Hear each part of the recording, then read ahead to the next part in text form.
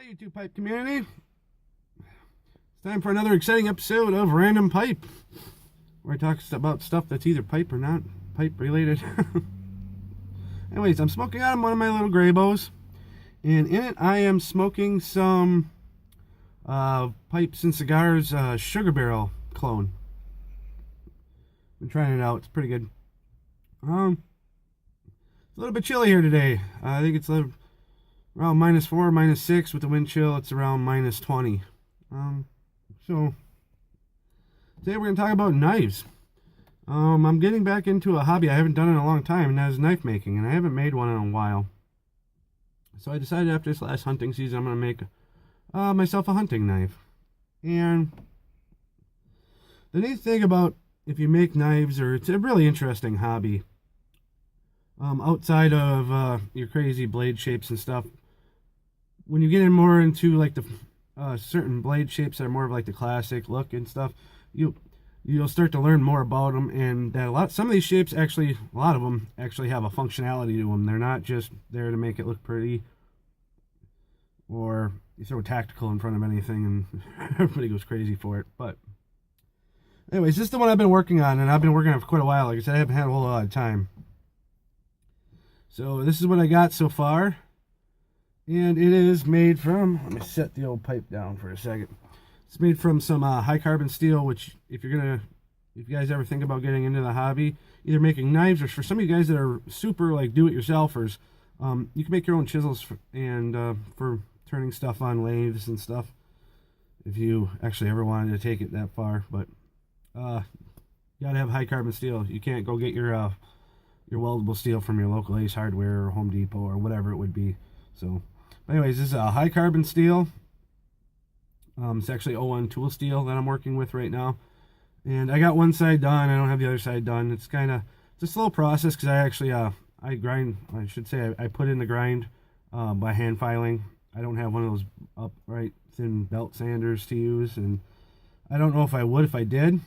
I mean, because along with anything, the faster you can make something, or the faster the tool works, like anything else, the faster you can mess something up. So, but I haven't really been working on a lot of pipes, and this has been kind of my next project. But like I said, I haven't had a lot of time, so this has actually been in the works for a couple of weeks now.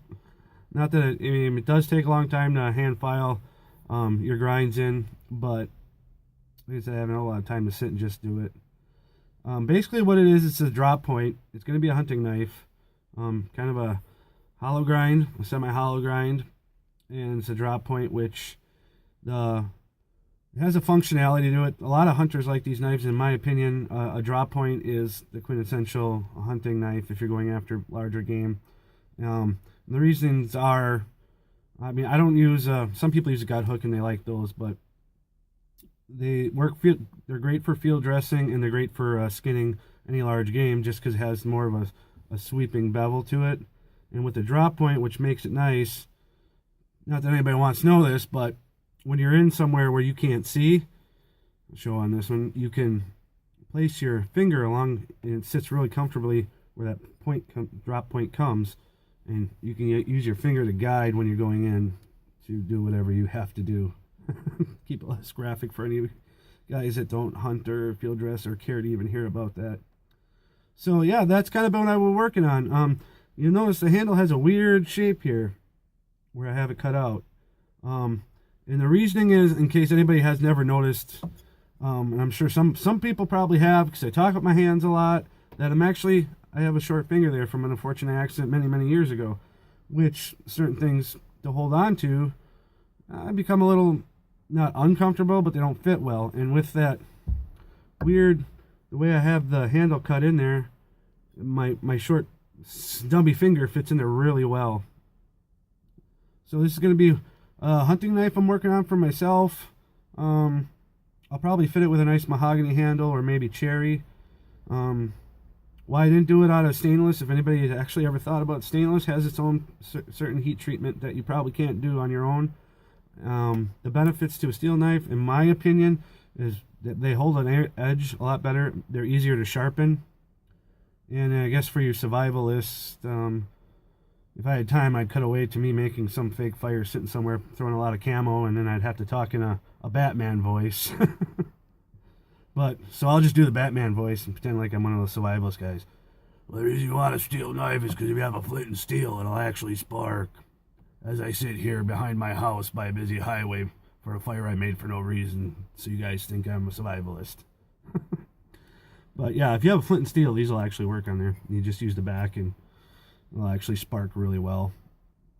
So that's kind of what I've been doing. Someday I'll finish this as busy as I am. But it's an interesting hobby.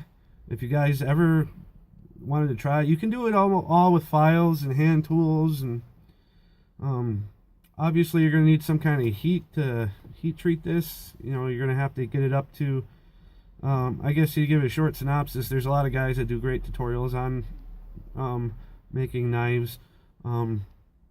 Basically, you can do it with coal fire, or if you have a torch, you're basically just going to heat it up until it's non-magnetic. Just maybe a little bit warmer after that, and then you're going to quench it in some oil, and then that'll harden the steel. And which is weird is because something like this, after you quench it, turns into almost like glass. If you drop it, it'll shatter because it's so hard. And then you have to heat treat it, and you can do that in your home oven for, oh, I forget what it is now. I'd have to look. I remember it's like 450, I think, for about an hour or so.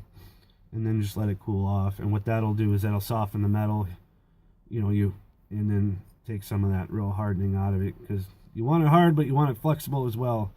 So that's just what I've been up to. The Sugar Barrel clone, actually, it's not bad. Smoking it for a little while here, trying it out, but it's a pretty decent blend. Other than that, just it's cold, and I think I'm gonna get back in the house. So you guys have a good day. Hopefully it's warmer where you are. We'll see you guys later.